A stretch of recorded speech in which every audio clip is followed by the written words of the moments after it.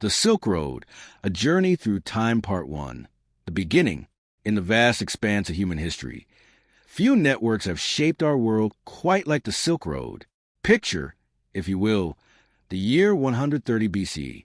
The Chinese Emperor Wu of the Han Dynasty sits in his palace, troubled by raids from the Xiongnu nomads who terrorize his northern borders. He sends forth an envoy named Zhang Qian on what should have been a simple diplomatic mission to forge an alliance with distant peoples. Zhang Qian would not return for 13 years. When Zhang Qian finally made his way back to the Han court, he brought with him something far more valuable than the military alliance he'd failed to secure. He brought knowledge, tales of magnificent horses in Fergana, of glass and wine from distant western lands, of civilizations the Chinese had never imagined existed. Though Zhang Qian had been captured and held prisoner by the very Xiongnu he'd hoped to circumvent, his accidental exploration would open a corridor between east and west that would pulse with life for over 1,500 years. The routes Zhang Qian discovered weren't actually a single road at all, but rather a sprawling network of pathways stretching over 4,000 miles to the ancient Chinese capital of Chang'an, modern-day Xi'an, all the way to the Mediterranean shores.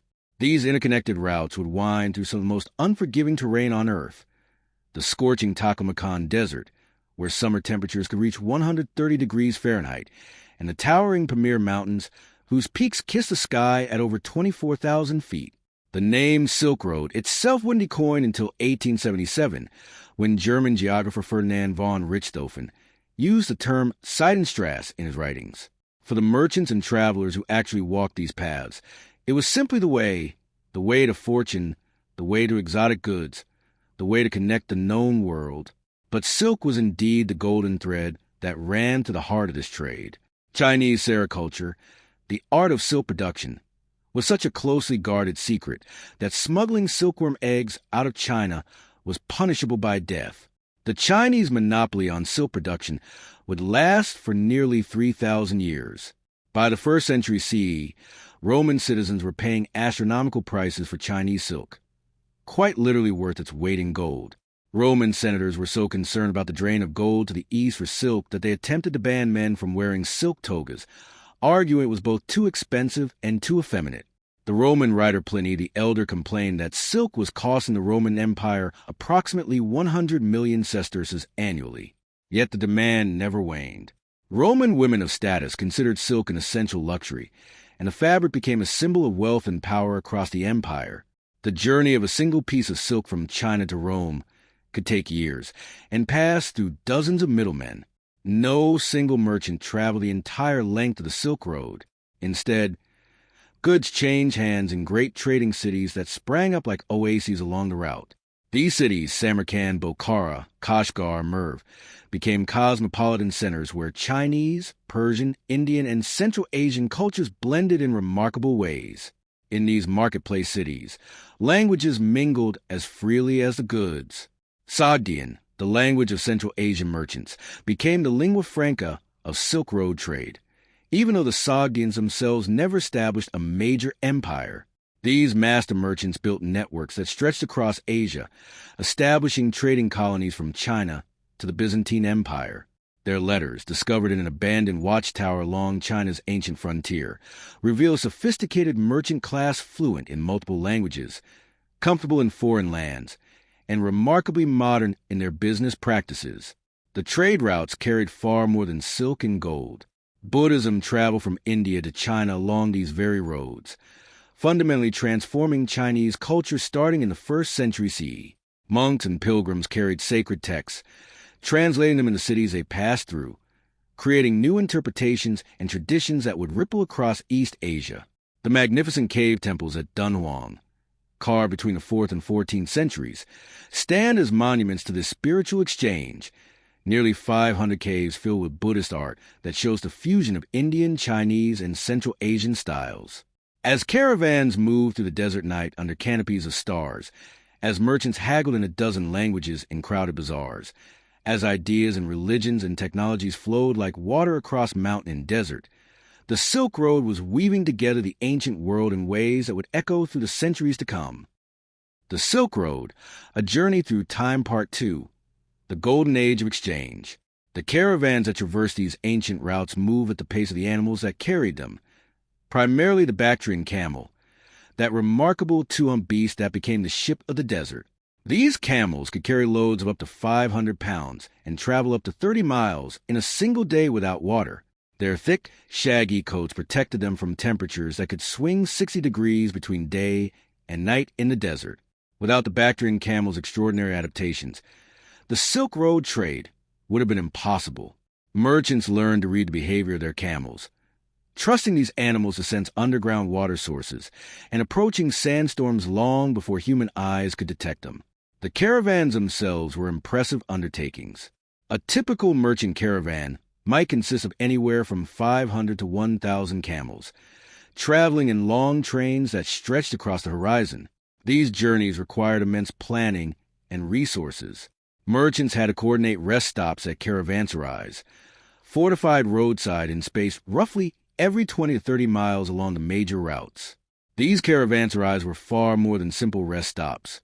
They were complete ecosystems unto themselves, offering stables for animals, storage for goods, sleeping quarters for travelers, and often included mosques, bathhouses, and even small markets. The remains of these structures still the landscape from Turkey to China, silent testaments to the infrastructure that supported global trade over a millennium ago. But the Silk Road carried darker cargo as well. The 6th century CE brought one of history's most devastating pandemics along these same trade routes. The plague of Justinian, which swept from China through Central Asia and into the Byzantine Empire. This bubonic plague, the same disease that would later ravage medieval Europe as the Black Death, killed an estimated 25 to 50 million people, roughly half the population of the Byzantine Empire. The very connectivity that made the Silk Road so economically vital also created corridors for disease to spread with unprecedented speed and reach. Yet trade continued, and the 7th and 8th centuries brought what many historians consider the golden age of the Silk Road. This flourishing coincided with the Tang dynasty in China, often regarded as the pinnacle of Chinese civilization. The Tang capital of Chang'an grew to become the world's largest city, with a population exceeding 1 million people. Perhaps 100,000 of those residents were foreigners, merchants, diplomats, students, and monks from across Asia and beyond. The cosmopolitan streets of Chang'an featured Persian restaurants, Central Asian dancers performing in the entertainment districts, and markets where you could purchase goods from as far away as East Africa. During this Tang Golden Age, papermaking technology began its westward journey from China. First developed during the Han Dynasty, papermaking had been another closely guarded Chinese secret. But in 751 CE, at the Battle of Talas in present-day Kazakhstan, Arab forces defeated a Chinese army and captured several Chinese papermakers among the prisoners.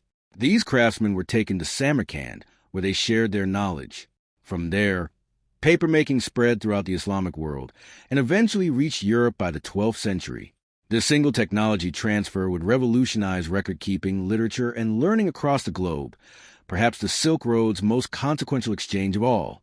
The Islamic Golden Age, spanning roughly from the 8th to the 14th centuries, owes much to Silk Road exchange. As Arab and Persian merchants traveled these routes, they collected knowledge as eagerly as they collected goods. Mathematical concepts from India, including the revolutionary idea of zero, traveled westward. Chinese innovations in medicine, astronomy, and engineering flowed to the Middle East. In turn, Islamic scholars made their own groundbreaking advances in algebra, optics, chemistry, and geography. The great libraries and houses of wisdom in Baghdad, Damascus, and Cordoba became repositories of knowledge gathered from 3 continents, all connected by these ancient trade routes. The Silk Road also facilitated one of history's most remarkable periods of religious tolerance and exchange. In the bustling markets of Central Asian cities, you might encounter Buddhist monks from China, Nestorian Christian merchants from Persia, Jewish traders from Mesopotamia, Zoroastrian pilgrims from Iran, and Muslim scholars from Arabia, all conducting business side by side. The city of Merv, in present-day Turkmenistan, exemplified this diversity. By the 12th century, Merv had become one of the world's largest cities, with a population perhaps 200,000 people. Its libraries were said to rival those of Baghdad, and its streets hosted adherents of at least a dozen different faiths. Archaeological evidence shows that neighborhoods of different religious communities coexisted peacefully. Their temples and places of worship stand within sight of one another. Among the most precious commodities that traveled westward were spices from South and Southeast Asia. Black pepper, cinnamon, cloves, and nutmeg commanded prices that seem almost absurd to modern sensibilities. These spices weren't merely culinary luxuries. They were used in medicine, religious ceremonies, and as preservatives. A pound of saffron could be worth more than a horse. Entire fortunes were built on the spice trade, and the markup from source to final destination could be 1,000% or more. Indian and Arab merchants controlled much of this trade, shipping spices by sea to Persian Gulf ports, where they joined the overland caravans heading west. The European appetite for these exotic flavors would eventually drive the age of exploration, as nations sought to bypass the Silk Road middlemen entirely. As the centuries unfolded, the routes adapted and shifted like living things. Political upheavals would close certain paths while opening others. Dynasties rose and fell. Cities flourished and were abandoned to the desert sands. Yet the essential pulse of the Silk Road, that flow of goods and ideas between East and West, continued to beat, connecting distant peoples in an intricate web of exchange that grew more complex with each passing generation. The Silk Road, a journey through time, Part 3, Treasures and Transformations. Among the most transformative goods to travel the Silk Road was something far humbler than silk or spices, a simple plant that would change the course of human civilization. Papermaking may have revolutionized knowledge, but the westward journey of gunpowder would revolutionize warfare and power itself. Chinese alchemists, searching for an elixir of immortality during the Tang Dynasty, instead discovered this explosive mixture of saltpeter, sulfur, and charcoal sometime around the 9th century. By the 13th century, knowledge of gunpowder had traveled along the Silk Road to the Islamic world, and from there to Europe by the mid-14th century. What began as a curious accidental discovery in a Taoist laboratory would ultimately render medieval castle walls obsolete and shift the balance of military power across the globe. The merchants who braved these routes developed sophisticated financial instruments that would seem remarkably modern to us today. Chinese merchants of the Tang Dynasty pioneered the use of flying money, early forms of promissory notes and letters of credit that allowed traders to conduct large transactions without transporting heavy coins across dangerous terrain. A merchant could deposit money in one city and receive a paper certificate, then cash it in at a distant location. This innovation not only made travel safer, but enabled commerce on a scale previously impossible. These financial instruments gradually spread westward, influencing the development of banking systems in the Islamic world and eventually in medieval Europe. The very foundations of modern international finance were being laid along these dusty caravan routes. Glass, that magical substance that could be shaped while molten and cooled into transparency, flowed eastward from the workshops of Rome and later Byzantium. The Chinese were fascinated by this Western material, which they called liquid jade. Roman glass-blowing techniques, developed in the 1st century BCE, created vessels of stunning beauty and utility. When these reached China, they were treasured as exotic luxuries, often more valued than precious metals. Chinese artisans studied these imports intensely, and by the Tang Dynasty had developed their own glass-making traditions, blending Roman techniques with Chinese aesthetics. Archaeological excavations of Tang tombs have revealed exquisite glass vessels that show this fusion of East and West. Some pieces so beautiful they challenge our assumptions about ancient craftsmanship. The Silk Road also carried music across continents. The pipa, that distinctive pear-shaped lute so integral to Chinese classical music, actually originated in Persia as the barbat. It traveled eastward along the trade routes during the Han Dynasty, arriving in China around the 2nd century CE. Chinese musicians transformed the instrument, modifying its structure and developing new playing techniques that created the unique sound we associate with Chinese music today. Similarly, Persian and Central Asian musical modes and rhythms influenced Chinese court music, while Chinese bells and percussion instruments found their way into Central Asian orchestras. In the cosmopolitan cities along the routes, you could hear a remarkable fusion. Persian melodies played on Chinese instruments, Central Asian drums keeping rhythm for Chinese dancers, creating soundscapes that belonged to no single culture but to the Silk Road itself. The 13th century brought the Mongols, and with them, Paradoxically, the Silk Road's greatest flourishing. Genghis Khan and his successors conquered the largest contiguous land empire in human history, stretching from Korea to Hungary. This Pax Mongolica, the Mongol peace, brought unprecedented security to the trade routes. The Mongols understood that their empires well depended on trade, and they established a sophisticated system of protection and communication. The Yam system, a network of postal stations spaced about 25 miles apart, enabled messages and travelers to cross the empire with remarkable speed. A merchant traveling under Mongol protection carried a peza, a metal tablet that served as a passport and guarantee of safe conduct.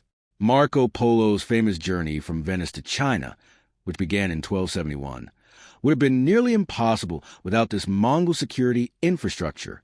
Marco Polo's travels, recorded in his Book of the Marvels of the World, brought detailed knowledge of the East to medieval Europe for the first time. Polo spent 17 years in China, serving in the court of Kublai Khan.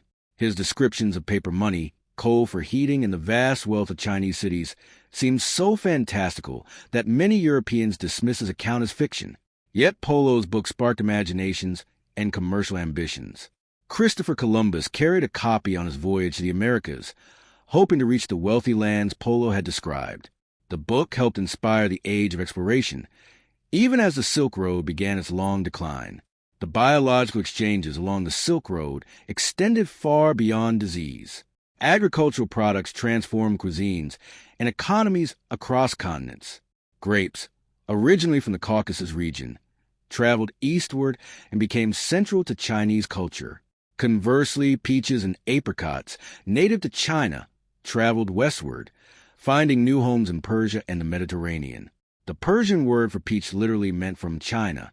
Citrus fruits from Southeast Asia, including oranges and lemons, made their way westward. These agricultural exchanges were so thorough that we often forget the foreign origins of foods we consider native to particular cuisines. Among the most valuable items moving westward were precious stones that spoke of wealth and power. Lapis lazuli, that deep blue stone prized by ancient civilizations, came primarily from mines in modern-day Afghanistan. Ground into ultramarine pigment, it colored the robes of the Virgin Mary in medieval European paintings and adorned Egyptian pharaoh death masks millennia earlier. The same mine supplied ancient Mesopotamia and Renaissance European artists, a continuous thread of commerce spanning over 4,000 years. Jade from the Kunlun Mountains traveled westward, while Baltic amber made the long journey east. These stones carried not just monetary value, but cultural and spiritual significance. The routes themselves became mapped in the stars above as much as in the desert sands below. Merchants navigated by celestial bodies, and astronomical knowledge became a valuable commodity. Islamic astronomers made precise observations, creating star charts and astrolabes, sophisticated instruments that could determine latitude and tell time by the stars. These instruments and knowledge traveled both east and west along the Silk Road. Chinese astronomers incorporated Islamic calculations, while European scholars eventually gained access to this accumulated wisdom. The night sky that guided lonely caravans became a shared text, read and annotated by scholars across 3 continents. The Silk Road, A Journey Through Time Part 4, Daily Life and Hidden Wonders, minutes 30 to 40. The daily rhythm of Silk Road travel followed patterns as ancient as trade itself. Caravans typically departed in the cool hours before dawn, when the desert air was still bearable and the animals were rested. They would travel for 6 to 8 hours, covering perhaps 15 to 20 miles, before seeking shelter during the scorching midday heat. In the Taklamakan Desert, whose very name is said to mean "go in and you won't come out," travelers learned to navigate by following the bleached bones of camels and horses from previous caravans, a grim trail left by those who had gone before. The desert's reputation was so fearsome that Chinese Buddhist pilgrims described hearing the voices of demons in the wind. In reality, these were likely acoustic effects of wind moving through desert rock formations, but the terror they inspired was very real. Water determined everything in these arid lands. The ancient city of Gaochang survived in the desert through an ingenious system called keres, underground irrigation channels that tapped into groundwater from distant mountains and delivered it through tunnels stretching for miles. This technology, possibly originating in ancient Persia as the Khanate system, allowed civilizations to flourish in otherwise uninhabitable regions. Some of these underground waterways rivaled the length of the Great Wall of China. Workers maintained them by descending through vertical shafts spaced along the channels, a dangerous task requiring knowledge passed down through generations. Many of these ancient Kara systems still function today. Over 2,000 years after their construction, the foods that sustained Silk Road travelers tell their own story of cultural exchange. Naan bread became the staple food of caravans because it could be baked in large quantities and would remain edible for weeks. Merchants would stack dozens of these breads on their pack animals. Meanwhile, dried fruits and nuts, apricots, dates, almonds, pistachios, provided concentrated nutrition and energy. Pasta may have traveled both directions along the Silk Road, with both Chinese noodles and Italian pasta potentially sharing ancient ancestors in Central Asian dough traditions. Various forms of wheat and rice noodles were being eaten all along the routes by the first millennium CE, each culture adapting the basic concept to their own culinary traditions. The textiles trade extended far beyond silk. Cotton, originally domesticated in the Indus Valley around 5000 BC, traveled along the Silk Road to become one of the most important trade goods. By the Islamic Golden Age, cotton production had spread throughout the Middle East and Central Asia, with each region developing distinctive weaving and dyeing techniques. The word muslin comes from Mosul, where fine cotton fabrics were produced. Damask takes its name from Damascus, where elaborate patterns were woven into silk and cotton. These textile terms are linguistic fossils, preserving the memory of Silk Road cities. Meanwhile, wool from the high plateaus of Central Asia, where hardy sheep produced exceptionally warm fleece, traveled to markets in both China and the Mediterranean. Along these routes, medical knowledge flowed as freely as trade goods. Greek humoral theory, developed by Hippocrates and Galen, traveled eastward where it encountered traditional Chinese medicine with its concepts of qi and yin-yang balance. Persian and Arab physicians synthesized these different medical traditions, adding their own innovations. The great Persian physician Ibn Sina, known as Avicenna, wrote the Canon of Medicine in the early 11th century, a medical encyclopedia drawing on Greek, Persian, Indian, and Chinese knowledge. This text would be used as a standard medical textbook in European universities until the 1600s. Medical ingredients also traveled these routes. Rhubarb root from China was prized throughout Europe for its medicinal properties, while frankincense and myrrh from Arabia traveled eastward. The Silk Road carried more intimate items as well, cosmetics and perfumes that speak to universal human desires for beauty. Musk, derived from the glands of musk deer found in the Himalayas and Tibet, became one of the most expensive substances traded, valued for its powerful scent that could make perfumes last longer. A single ounce could be worth more than gold. Henna, used for body decoration and hair dye, traveled from the Middle East to find markets across Asia. Kohl, the black powder used as eyeliner, moved along trade routes in both directions. Even in harsh caravan conditions, there was room for vanity, and merchants knew these small luxuries could command premium prices. The technology of map-making itself evolved through Silk Road exchange. Chinese cartographers had long created detailed maps, but their traditions emphasized administrative divisions rather than accurate geographic proportions. When they encountered Islamic cartographic traditions, which had built upon Greek geographic knowledge, a new synthesis emerged. Islamic geographers like Al-Idrisi created remarkably accurate world maps in the 12th century, incorporating knowledge gathered from merchants and travelers. These maps eventually influenced Chinese cartography. Mongolian cartographers under the Yuan dynasty created maps incorporating diverse traditions, showing their vast empire and trade routes. Maps representing the accumulated geographic knowledge of dozens of cultures. Entertainment and games traveled these routes as well. Chess, that timeless game of strategy, originated in India around the 6th century CE as Chaturanga.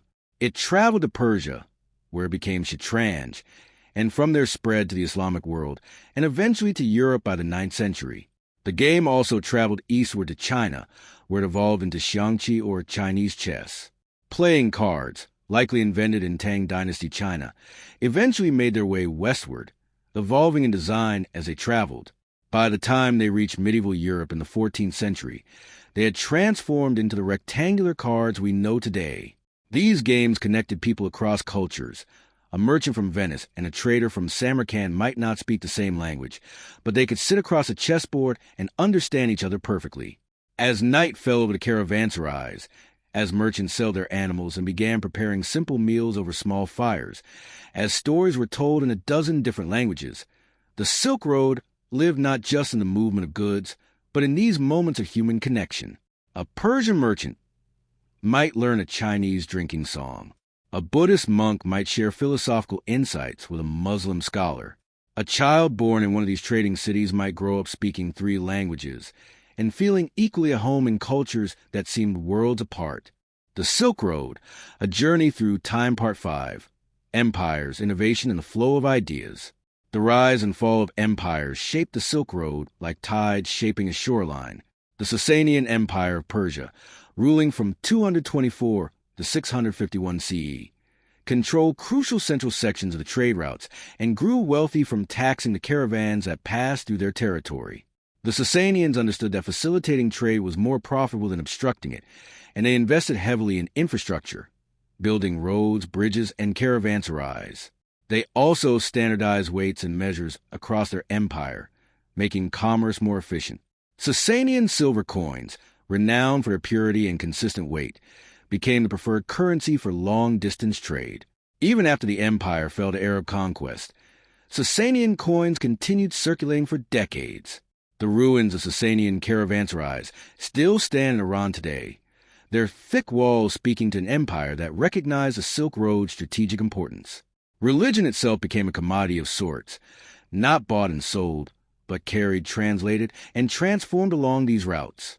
Nestorian Christianity, deemed heretical by the Byzantine Church in 431 CE, found refuge in new life along the Silk Road. Nestorian merchants and missionaries traveled eastward, establishing communities throughout Central Asia and eventually reaching China by 635 CE. The Xi'an stele, erected in 781 CE, documents the presence of Nestorian Christianity in Tang Dynasty China, describing how the faith adapted to Chinese philosophical concepts. Nestorian churches in Central Asia incorporated Chinese architectural elements, while their texts translated Christian concepts using Buddhist and Taoist terminology. This wasn't mere translation. It was profound culture negotiation, creating something genuinely new that belonged to the unique space of exchange the Silk Road created. The technology of printing traveled westward from China in stages, transforming the world as it went. While the Chinese had been using woodblock printing since the 7th century CE, this technology spread slowly westward. By the 11th century, the Uyghurs of Central Asia had adopted woodblock printing for their own texts. The technique reached the Islamic world, though it was adopted more slowly there, partly due to the sacred status of hand-copied Quranic texts and partly because Arabic's flowing calligraphy was difficult to reproduce in carved wood blocks. When printing finally reached Europe in the 15th century with Gutenberg's movable type press, it triggered an information revolution. Yet Gutenberg's innovation built upon centuries of printing knowledge that had originated in China and traveled gradually westward, a process spanning 8 centuries. Porcelain became China's other great secret export, rivaling silk in its mystique and value. The Chinese had perfected true porcelain, fired at temperatures exceeding 1,200 degrees Celsius by the 7th century CE during the Tang Dynasty. The exact composition and firing techniques remained mysterious to foreign buyers, who marveled at the material's delicate strength and luminous beauty. Islamic potters attempted to replicate it for centuries, developing beautiful ceramics but never quite achieving true porcelain. Persian and Arab merchants transported Chinese porcelain westward, where European nobility treasured individual pieces as status symbols, often mounting them in gold and silver settings. Some pieces were believed to have magical properties, that they would shatter if poisoned food was placed in them. The Silk Road witnessed remarkable feats of linguistic achievement that made trade possible across language barriers. The Sogdian merchants developed what might be called the first true international business language. Sogdian became so dominant in Silk Road commerce that Chinese, Persian, and Turkic merchants learned it specifically for trade purposes. The Sogdians also served as translators and interpreters, their multilingual abilities making them invaluable in diplomatic exchanges between empires.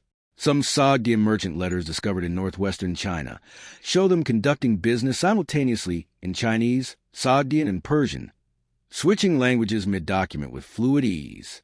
Their contribution to cross-cultural communication was so significant that without them, much of the Silk Road's intellectual exchange would have been impossible. Military technology flowed along these routes, often with devastating consequences. The stirrup, that simple piece of equipment, was likely invented in China around the 4th century CE.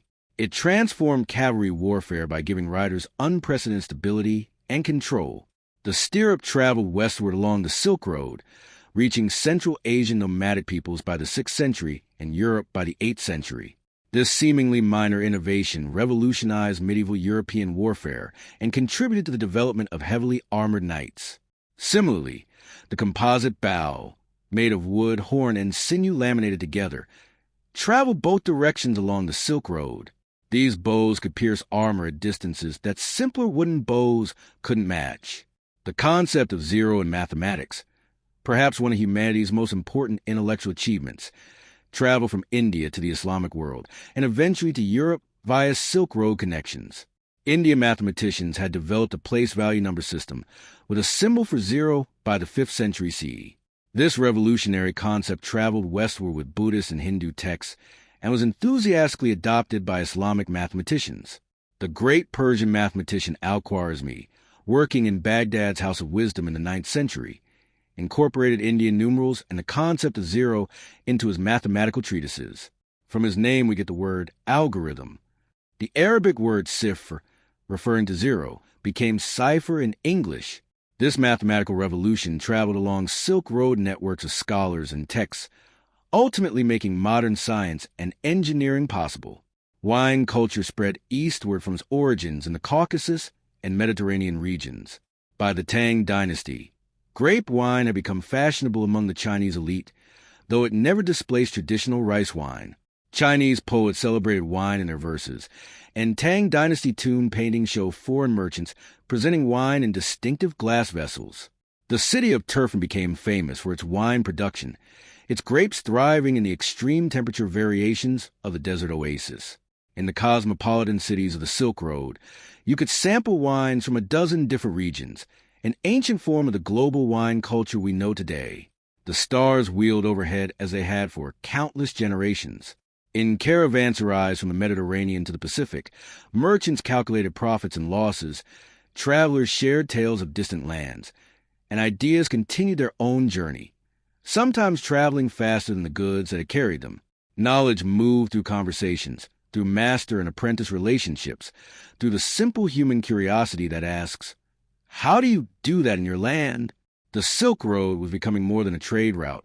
It was becoming humanity's first global network. The Silk Road, A Journey Through Time Part 6, Art, Culture, and the Weaving of Worlds. The artistic traditions that flourished along the Silk Road created styles that defied simple geographic categorization. In the caves of Bami in Afghanistan, colossal Buddha statues were carved into cliff faces between the 3rd and 5th century CE, the tallest standing 180 feet high. These magnificent sculptures blended Greek artistic influence from Alexander's conquest with Indian Buddhist iconography and Central Asian aesthetic sensibilities. The Buddha's robes flowed in Greco-Roman style drapery, while their faces bore the serene expressions of Indian Buddhist art. Pilgrims traveling the Silk Road would stop at Bamiyan, and the site became a crossroads where artists from different traditions studied and learned from one another. Tragically, these statues were destroyed by the Taliban in 2001, but their existence for over 15 centuries testified to the creative fusion the Silk Road enabled. Metalworking techniques traveled these routes with remarkable sophistication. Damascus steel, produced in Syria and renowned throughout medieval Europe for its strength and distinctive wavy patterns, was actually made from wood steel imported from India and Sri Lanka.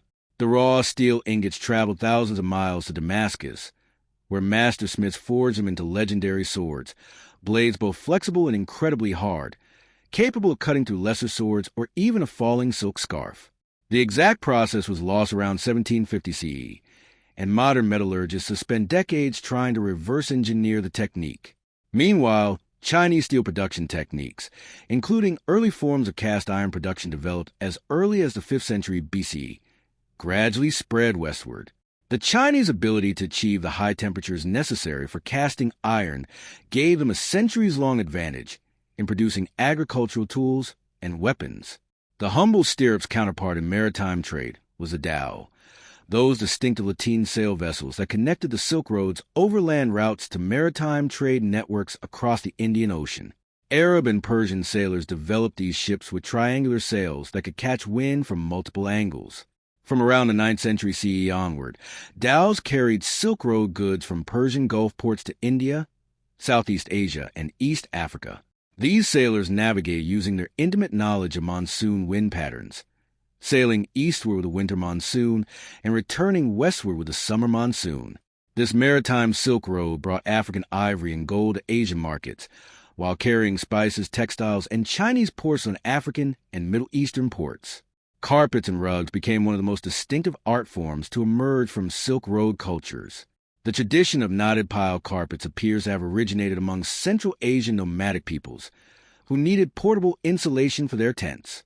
The oldest surviving carpet, the Pazyryk carpet discovered in a frozen Scythian tomb, dates to the 5th century BCE and already shows sophisticated design. As this craft spread along the Silk Road, each region developed distinctive patterns and color palettes. Persian carpets became renowned for their intricate floral designs and use of natural dyes. Cochineal red from insects, indigo blue from plants, rich yellows from saffron. Turkish carpets developed geometric patterns influenced by Islamic artistic traditions. Chinese carpets incorporated dragon and phoenix motifs.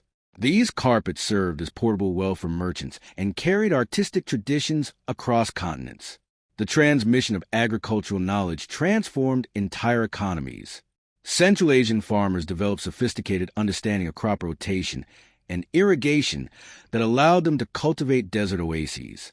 These techniques spread eastward into China and westward into Persia and eventually Europe. The three-field crop rotation system, which would become fundamental to medieval European agriculture, may have had its origins in Central Asian farming practices.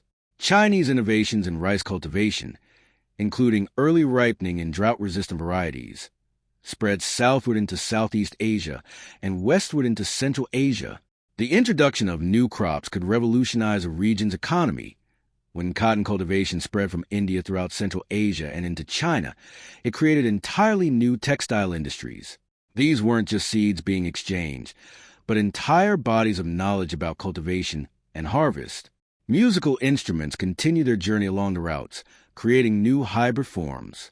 The eru, that distinctive two-string Chinese fiddle with its haunting sound, evolved from the xiqin, an instrument introduced from Central Asian nomadic peoples during the Song dynasty. The bow technique, drawing horsehair across strings rather than plucking them, was itself a technological innovation that traveled eastward, enabling entirely new musical expressions.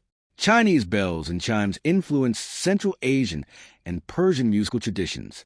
The gong, with origins in ancient China, traveled southward into Southeast Asia, where it became central to gamelan orchestras, while also moving westward. These instruments evolved, adapted by local musicians to fit their musical scales and aesthetic preferences. The concept of the garden as paradise traveled primarily from Persia outward along the Silk Road. The Persian word diza, meaning an enclosed garden, gave us the word paradise. Persian gardens featured geometric designs, flowing water, shade trees, and fragrant flowers, creating cool sanctuaries in harsh desert climates. This garden tradition traveled westward with Islamic expansion, creating the famous gardens of Moorish Spain. It traveled eastward as well, influencing Mughal garden design in India. Chinese gardens incorporated some Persian elements, particularly the emphasis on water features. The Silk Road transported entire aesthetic philosophies about humanity's relationship with nature. Books themselves became valuable trade goods, though they moved more slowly than silk or spices. Buddhist sutras, painstakingly copied by hand or later printed from woodblocks, traveled from India to China carried by devoted monks. The Chinese Buddhist pilgrim Xuanzang traveled to India in the 7th century CE, spending 17 years studying Buddhism before returning with 657 Buddhist texts. Islamic scholars similarly traveled to acquire texts, and the great libraries of Baghdad, Cairo, and Cordoba accumulated works from Greek, Persian, Indian, and Chinese sources. A single book might be copied multiple times along its journey, translated into different languages, creating a layered text that represented the collaborative intellectual work of the Silk Road itself. In the quiet hours of evening, in the scriptoriums of monasteries and workshops of scribes, in the studios of artists and forges of metal workers, the cultural exchange of Silk Road manifested in the patient hands of craftspeople learning techniques from distant masters, in the careful brushstrokes of painters incorporating foreign motifs, in the notes of musicians experimenting with unfamiliar scales. The Silk Road lived in these small moments of transmission and transformation, each adding to the vast tapestry of human culture being woven across continents. The Silk Road, a journey through time, Part 7. Decline, Transformation, and Legacy.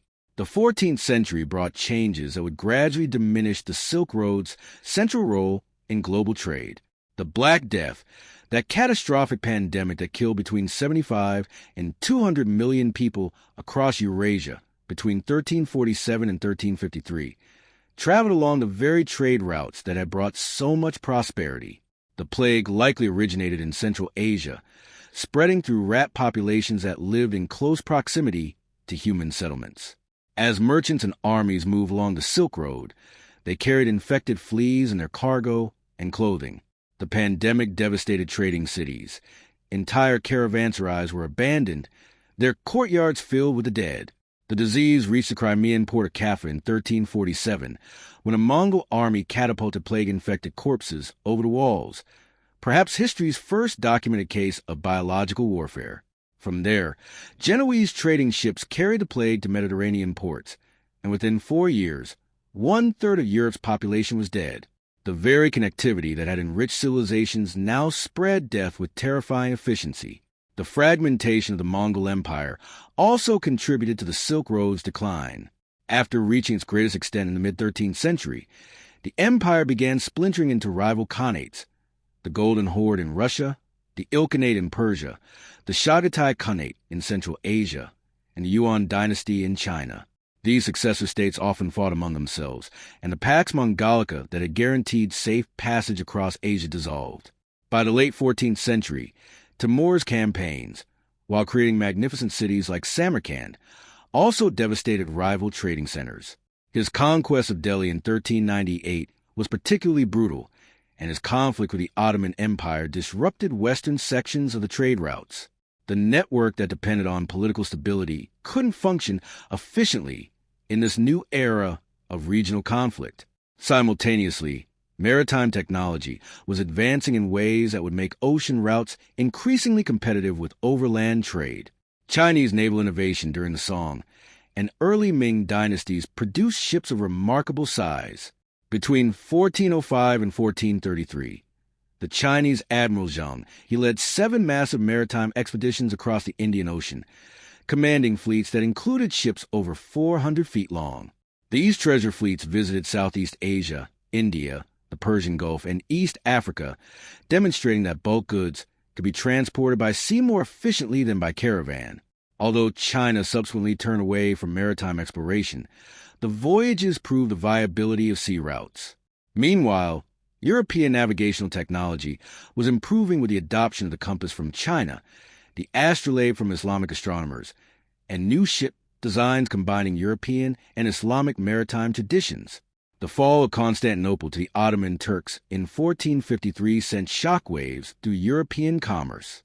The Ottomans now controlled the western terminus of the Silk Road and could impose taxes on trade passing through their territory. European merchants and monarchs saw this as an obstacle and began seeking alternative routes to the wealth of Asia. This desire to bypass Ottoman-controlled territories would drive the age of exploration. Portuguese sailors had been gradually exploring the African coast since the 1420s. By 1488, Bartholomew Dias rounded the Cape of Good Hope, and in 1498, Vasco da Gama reached India by sea, establishing a maritime route that avoided the Silk Road entirely. Suddenly, European merchants could trade directly with Asian markets without paying tribute to the numerous middlemen who had controlled overland routes. The Ming dynasty's decision to turn inward after Zheng, his voyages represented a pivotal moment in global history. In 1433, the Chinese imperial court decided to end the expensive naval expeditions and focus resources on defending against northern threats, particularly Mongol incursions. They even destroyed shipbuilding records and restricted maritime trade. This withdrawal from maritime exploration meant that when Europeans arrived in Asian waters later, in the 15th century, they encountered no rival naval powers. Had China maintained its naval presence, the subsequent centuries of European colonial expansion might have unfolded very differently. This decision effectively marked China's gradual disengagement from the active international trade that had characterized the Silk Road era. The overland Silk Road didn't disappear overnight, but rather faded gradually over the 15th and 16th centuries. Some sections remained active. Central Asian cities continued trading with their neighbors. But the long-distance commerce that had once sent silk from Chang into Rome, that had carried ideas and religions across continents, diminished dramatically. The great caravanserais fell into disrepair, their courtyards slowly filling with sand. Cities that thrived on transit trade declined as commerce shifted to maritime routes. Samarkand, Bokhara, and Kashgar, once cosmopolitan centers, became regional capitals in smaller empires, their golden age receding into memory and legend. The desert gradually reclaimed abandoned way stations. Yet even as the classical Silk Road declined, its legacy was becoming embedded in global culture. The Columbian Exchange, the transfer of plants, animals, diseases, and cultures between the Old and New Worlds following Columbus's voyages, was in many ways an Atlantic continuation of patterns established by the Silk Road.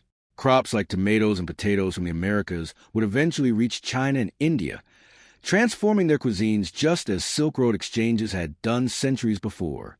Chili peppers, unknown in Asia before 1492, became so integral to Sichuan and Thai cuisines that it's hard to imagine those traditions without them.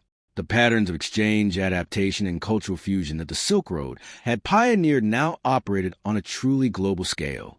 The intellectual foundations laid during the Silk Road era continued bearing fruit even as the routes themselves declined. The astronomical observations compiled by Islamic scientists, building on Greek, Indian, and Chinese knowledge, became the basis of the Copernican revolution. The mathematical tools developed through Silk Road exchange, Arabic numerals, algebra, trigonometry, became essential to the scientific revolution. The geographic knowledge accumulated over centuries informed the European age of exploration. Mapmakers incorporated information from Marco Polo, Ibn Battuta, and countless unnamed merchants into their charts. Even the concept of a connected world, the idea that distant lands could be reached and that knowledge from far away had value, was a Silk Road legacy that would shape the modern era. In the stillness of abandoned caravanserais, where wind whispered through empty archways and sand drifted across floors that had once echoed with the sounds of a dozen languages, the Silk Road became history. But it had written itself into the DNA of human civilization. In the foods we eat, the clothes we wear, the technologies we use, the ideas we contemplate. The routes might fade, but the connections they had forged, the precedents they had set for how different cultures could meet and mingle and mutually transform, those would echo forward through all the centuries to come. The Silk Road, A Journey Through Time Part 8. Rediscovery and Echoes in the Modern World. The Silk Road slept in sands for centuries, its cities buried, its stories fading into myth and legend. But in the 19th century, as European colonial powers expanded into Central Asia, archaeologists and explorers began rediscovering its remnants. The Hungarian-British explorer Aurel Stein conducted 4 expeditions to Central Asia between 1900 and 1930, uncovering ancient manuscripts, Buddhist art, and the remains of forgotten cities in the Taklamakan Desert. In the Mogeo Caves near Dunhuang, he discovered the Library Cave, a hidden chamber sealed around 1000 CE that contained over 40,000 manuscripts and printed documents. These texts, preserved by the dry desert air, included the world's oldest dated printed book, the Diamond Sutra from 868 CE, along with documents in a dozen languages. This single discovery revolutionized our understanding of Silk Road culture, revealing the rich multilingual, multicultural civilization that had flourished in these desert oases.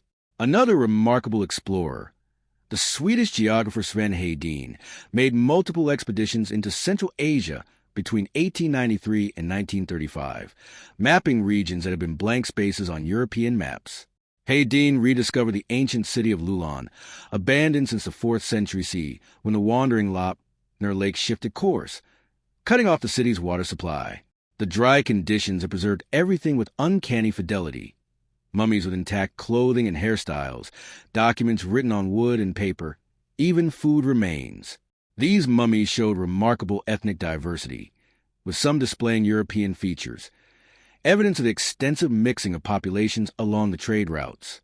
DNA analysis conducted decades later would confirm that ancient Silk Road populations were among the most genetically diverse in the pre-modern world.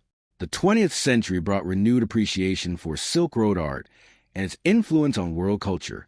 The distinctive style known as Greco-Buddhist art, which emerged in the ancient kingdom of Gandhar, roughly modern-day Afghanistan and Pakistan, represented one of the most striking cultural syntheses the Silk Road produced. Here, Greek artistic traditions introduced by Alexander the Great's conquests merged with Buddhist religious imagery, creating the first anthropomorphic representations of the Buddha. Earlier Buddhist art had represented the Buddha symbolically, through footprints, an empty throne, or the Bodhi tree, but Gandharan artists gave him human form, modeling the drapery of his robes on Greek sculpture. This artistic innovation then traveled eastward with Buddhism, influencing all subsequent Buddhist art in China, Korea, and Japan. When you see a Buddha statue anywhere in the world today, you're looking at an artistic tradition born from the meeting of Greek and Indian cultures along the Silk Road. The concept of Silk Road cuisine has emerged in recent decades as chefs and food historians recognize the profound culinary exchanges that occurred along these routes. Consider the samosa, that triangular filled pastry beloved across South Asia. Its origins trace back to the Middle Eastern sambasak, which traveled to India along Silk Road trade routes. The dumpling family shows even more remarkable diversity. Chinese jiaozi, Mongolian buz, Tibetan momo, Turkish mantai, and even Italian ravioli may all share common ancestors in Central Asian filled dough pockets that spread in multiple directions. The tandoor oven, used from Turkey to India to Western China, represents another shared culinary technology. Even tea, that quintessentially Chinese beverage, traveled the Silk Road to become chai in India and Persian chai, eventually reaching Europe. Every time we drink tea with milk and sugar, we're participating in a tradition born from Silk Road cultural exchange. Modern genetic studies have revealed fascinating insights into Silk Road population movements and mixing. Research on contemporary Central Asian populations shows genetic markers from East Asian, European, Middle Eastern, and South Asian sources, confirming that these regions were crossroads where different peoples met, traded, and intermarried. Some Uyghur populations in Western China show roughly equal genetic contributions from East Asian and European ancestries, the biological legacy of thousands of years as Silk Road intermediaries. Genetic studies of ancient remains have revealed that this mixing occurred continuously throughout the Silk Road's history. It wasn't a single event, but an ongoing process. The revival of interest in the Silk Road has coincided with Central Asian nations asserting their own historical narratives after the Soviet Union's collapse in 1991.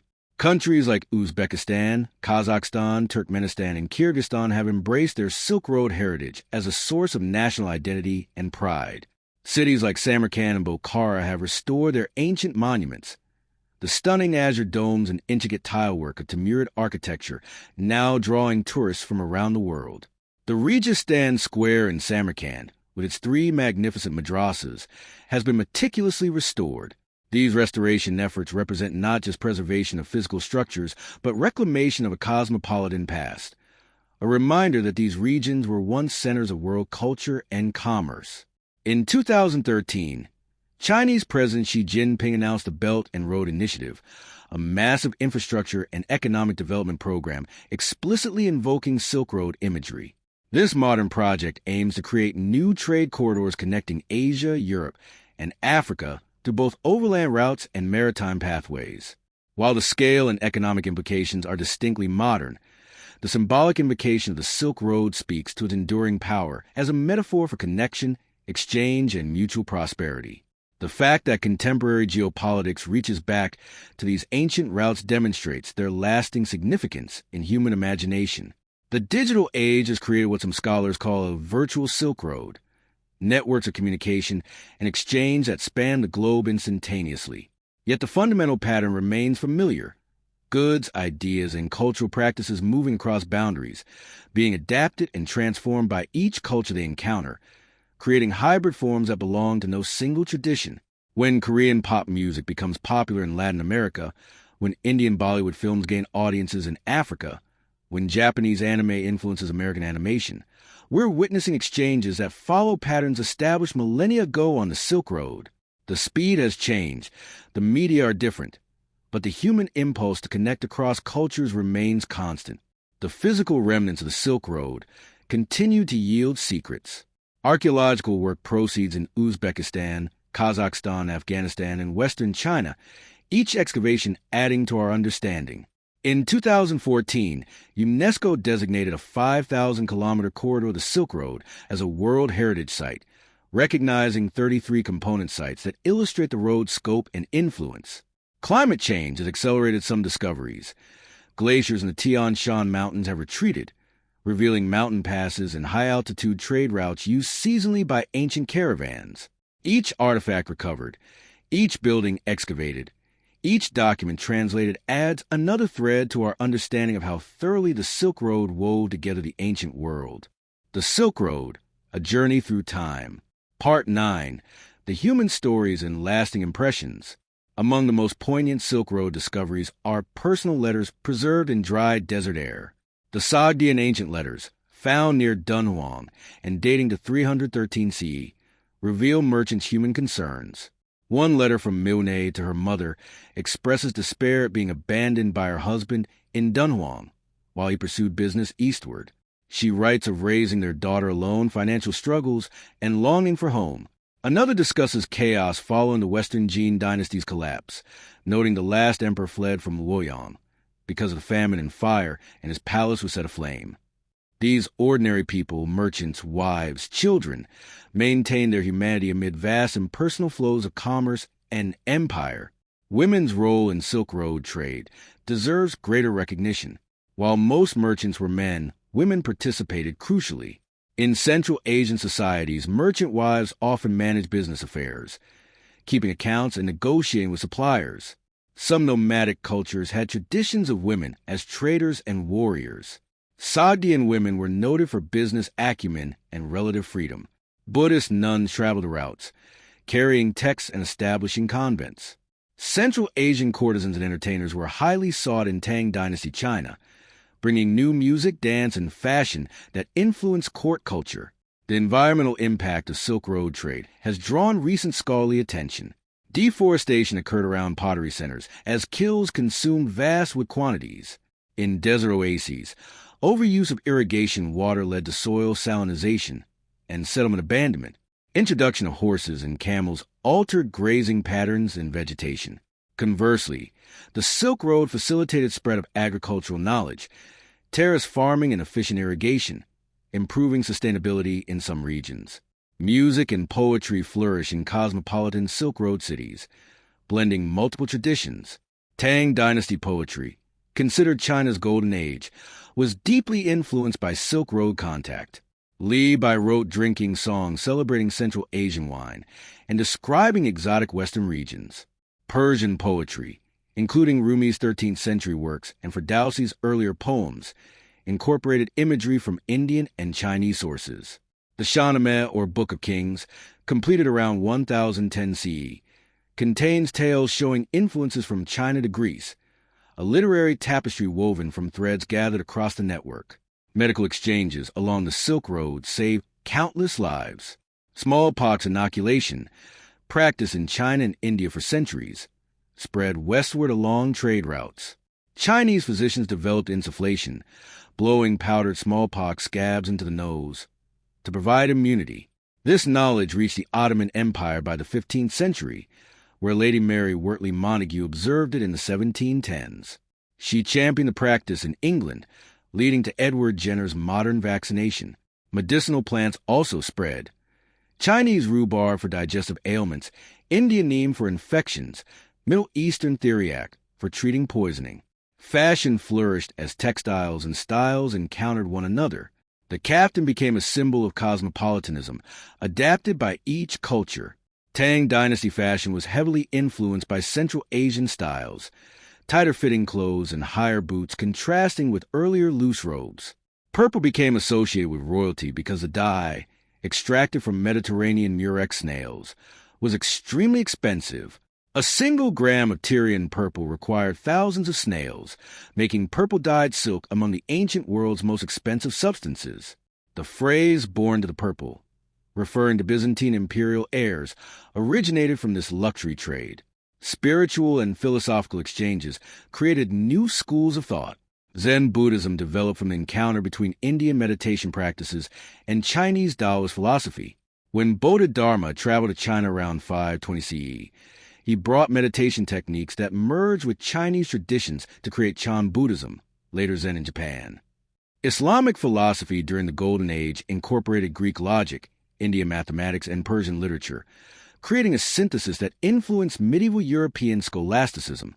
The University of Al-Qarawiyyin in Fez, founded 859 CE, and Baghdad's House of Wisdom became crucibles where scholars from different traditions studied, translated, and synthesized ideas. Most fundamentally, the Silk Road created a precedent for cultural coexistence and diversity's benefits. In great trading cities, religious tolerance was an economic necessity. Nestorian Christian, Buddhist, Zoroastrian, Jewish, and Muslim merchants conducted business in the same marketplace, shared meals, and collaborated on ventures. This practical cosmopolitanism, recognizing that prejudice was bad for business and different cultures had valuable knowledge, created remarkable diversity and intellectual ferment. When Marco Polo described Kublai Khan's religious tolerance, welcoming teachers from all faiths and celebrating multiple festivals, he described a pattern characterizing successful Silk Road cities for centuries. This legacy, understanding that cultural exchange enriches rather than threatens, that diversity strengthens rather than divides, may be the Silk Road's most valuable gift to civilization. The sun sets over ancient caravanserai ruins, casting shadows across stones that once echoed with camels and merchants. Wind carries sand across millennium-old foundations, slowly reclaiming what time has half erased. But in museums worldwide, in Central Asian genetics, in our spices and languages, in our mathematical symbols and musical instruments, the Silk Road lives on not as history but as foundation, not as past but as prologue to our connected world today. The Silk Road, A Journey Through Time. Part 10. Final Threads and Eternal Connections. Languages spoken across the Silk Road left footprints in modern speech. Bazaar comes from Persian bazaar, spreading to become the marketplace term from Turkish to English. Caravan derives from Persian caravan. Orange traces through Sanskrit naranga to Persian naran to Arabic naranj to Spanish naranja. Even silk travel linguistically, from Chinese side to Greek series to English through Old Norse. Every time we use these words, we speak echoes of ancient trade routes. Architectural innovation from Silk Road exchange transformed how humans built.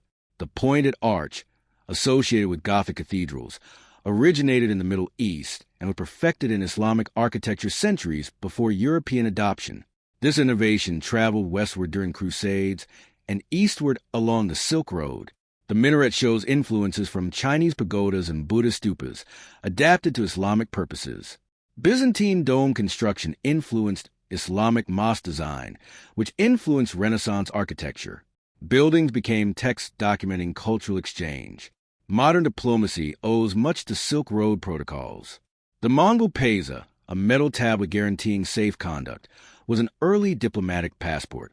Extraterritoriality developed from practical needs of foreign merchant communities. Italian city-states established permanent embassies in Constantinople, creating foundations of modern diplomatic representation. Treaties required translators and protocols, refined through centuries of cross-cultural negotiation. Modern nations follow patterns established in ancient caravanserais and palaces. Epidemic diseases along the Silk Road taught harsh lessons about interconnection. Leprosy spread from India both westward and eastward along trade routes. Social responses, isolation of sufferers, specialized hospitals, developed similarly across cultures. The word quarantine comes from Italian quarantigorni, 40 days. The period ships waited in Venice if coming from plague-infected regions. This practical epidemiology represented a contribution to public health. Timekeeping and calendars showed fascinating convergence. Islamic, Chinese, and Persian calendars circulated in Central Asian cities, and merchants converted between them for contracts. This drove astronomical observations to improve accuracy. The astrolabe, refined by Islamic astronomers, became essential for navigation and prayer times. Dividing the day into 24 hours gradually standardized across cultures. The exchange of astronomical knowledge refined both Chinese and European clock development. Preservation techniques for long-distance transport impacted food culture worldwide. Salt curing, smoking, drying, and pickling became culinary traditions. Hard cheeses developed along pastoral routes. Tea bricks became currency in some regions. Dried fruits became staples beyond their original purposes. These methods, born from necessity, enriched human cuisine. Aged cheeses, cured meats, and dried fruits descend from techniques developed for Silk Road caravans. Standardized coinage and currency exchange developed sophisticated forms. Money changers assessed coin purity, using touchstones and balances. Exchange rates fluctuated, creating an early foreign exchange market. Some merchants became proto-bankers, offering loans and credit. Chinese paper money during the Tang dynasty gradually proved its utility. By the Yuan dynasty, paper currency was mandatory for large transactions. Though China's experiments eventually failed due to overprinting, the concept had been proven viable. The most important fact about the Silk Road, it proved humans could connect, communicate, and cooperate despite vast differences. Merchants sought profit. Monks sought spiritual truth. Artisans wanted the perfect crafts. Yet through these individual pursuits, they wove together a world. They created networks persisting for 15 centuries, surviving wars, plagues, empires' rise and fall, and climate changes. They left us a template. Not isolated groups suspicious of difference, but interconnected communities enriched by exchange. The Silk Road teaches that walls have always been temporary, isolationism an illusion, and that encountering the foreign ultimately strengthens culture. Every civilization touching the Silk Road was transformed, yet retained its essential character. Chinese culture remained distinctly Chinese while embracing Indian Buddhism and Persian wine. Islamic civilization maintained identity while absorbing Greek philosophy and Indian mathematics. Cultural identity thrives on exchange rather than isolation. In our modern world, connected by fiber optics, container ships, and satellites, we face similar questions. How do we balance openness with security? How do we benefit from exchange while managing risks? How do we maintain identities while embracing other cultures' gifts? The Silk Road offered perspective, the long view showing that connection has advanced human flourishing more than isolation ever could. The stars that guided ancient caravans still wheel overhead, marking the same paths they illuminated millennia ago. Trade routes may have faded, but their legacy flows through us. Every time we taste cinnamon, play a stringed instrument, use algebra, read printed words, appreciate silk paintings, or acknowledge that distant strangers have worthwhile ideas, we walk the Silk Road still, not as history or metaphor, but as living inheritance, as ongoing conversation between past and present, as a reminder that humanity's greatest achievements come from reaching across boundaries to embrace the strange and discover that in diversity lies unlimited possibility. Sleep well, traveler. The journey continues.